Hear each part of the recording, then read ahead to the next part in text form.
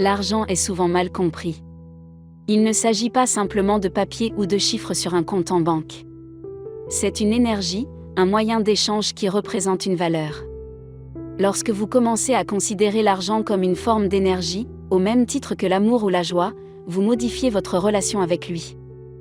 Lorsque vous le recherchez, il vous échappe. Pourquoi ? Parce qu'en le poursuivant, vous opérez à partir d'un état d'esprit de manque, et donc, vous attirez le manque. Imaginez deux personnes. La première se plaint toujours de la dureté de la vie et se lamente toujours sur le manque d'argent.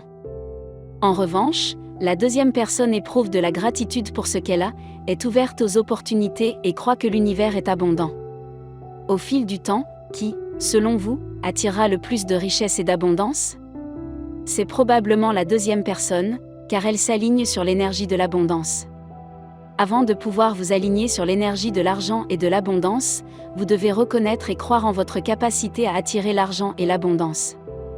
Vous devez reconnaître votre propre valeur et y croire. Vous êtes une entité unique et inestimable qui a beaucoup à offrir au monde. Sachez que vous méritez l'abondance sous toutes ses formes, non pas à cause de ce que vous faites, mais à cause de qui vous êtes. L'un des obstacles les plus profonds sur votre chemin vers l'abondance est la prison que vous avez vous-même créée. Vos croyances limitatives issues de votre enfance, de la société, de votre famille et de vos expériences ont façonné la façon dont vous percevez l'argent. Vous avez probablement entendu des phrases telles que l'argent est difficile à obtenir, les riches sont cupides. Il faut travailler dur pour gagner de l'argent, ou certaines personnes ne sont tout simplement pas faites pour devenir riches. Si vous entretenez ces croyances tout au long de votre vie, que pensez-vous qu'il arrivera ? Elles peuvent vous faire négliger ou ignorer les bonnes occasions qui se présentent à vous. Ces croyances peuvent agir au plus profond de votre subconscient sans que vous vous en rendiez compte. Vous vous demanderez alors pourquoi les choses ne vont pas comme je le souhaite ou pourquoi je suis toujours confronté à des difficultés financières. Au fond, l'argent n'est qu'une forme d'énergie. L'argent est simplement une forme d'énergie. En creusant encore plus profond, il est connecté à la grande conscience qui lie tout dans l'univers. Et que vous le vouliez ou non, il fait partie de votre identité. Si vous commencez à considérer l'argent comme une partie de ce que vous êtes, plutôt que comme quelque chose d'extérieur à vous, vous serez mieux à même de l'attirer vers vous et de le gérer. L'argent est à portée de main lorsque vous le considérez comme lié à votre énergie. Tout comme l'énergie peut être bonne ou mauvaise. L'argent ne penche pas d'un côté ou de l'autre. Il gravite autour de l'énergie la plus forte. Si vous avez des sentiments négatifs à l'égard de l'argent, il s'éloignera de vous. Mais si vous avez une vision positive de l'argent, si vous lui témoignez de la gratitude, il sera naturellement attiré vers vous. Pourquoi ? Parce que vous créez un espace accueillant pour lui. L'argent aime l'attention, là où va votre attention, l'énergie circule et les résultats se font sentir. Cette idée est à la base de la loi de l'attraction. Si vous n'accordez pas à l'argent l'attention qu'il mérite, il est moins probable qu'il se dirige vers vous. Cela ne veut pas dire que vous devez vous concentrer sur le manque d'argent ou avoir peur de ne pas en avoir assez. Si vous continuez à penser que vous n'avez pas assez d'argent, c'est exactement ce que vous obtiendrez. Au lieu de cela, concentrez-vous sur l'argent que vous avez déjà et appréciez-le.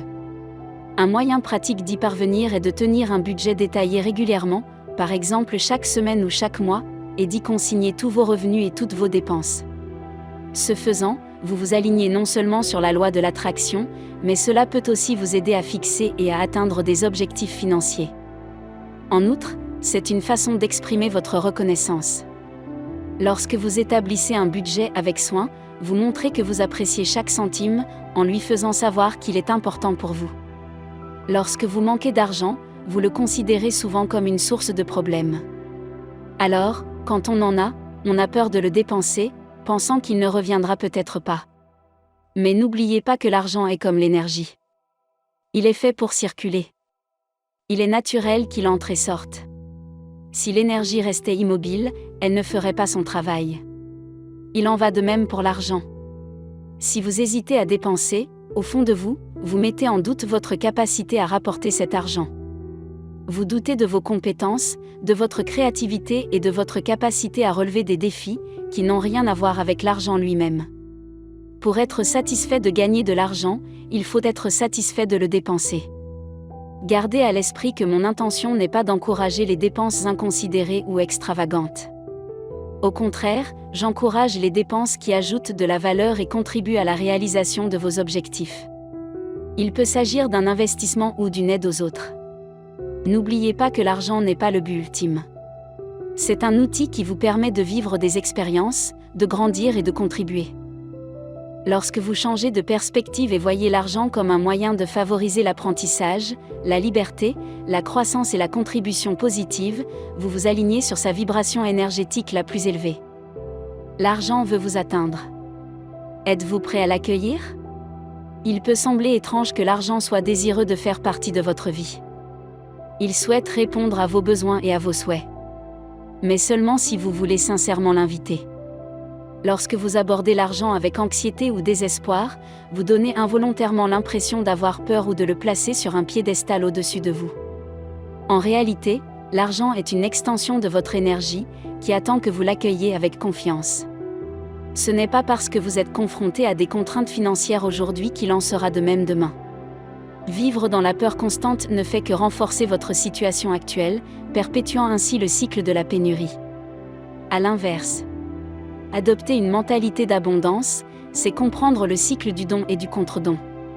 En dépensant de manière à ce que cela vous soit bénéfique. Vous ne vous contentez pas de satisfaire vos désirs, mais vous reconnaissez également la raison d'être de l'argent dans votre vie. Aucun obstacle n'empêche l'argent de revenir dans votre vie, si ce n'est vos propres hésitations et croyances.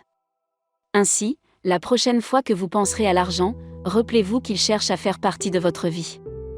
La clé est de l'accueillir avec le bon état d'esprit et la bonne attitude.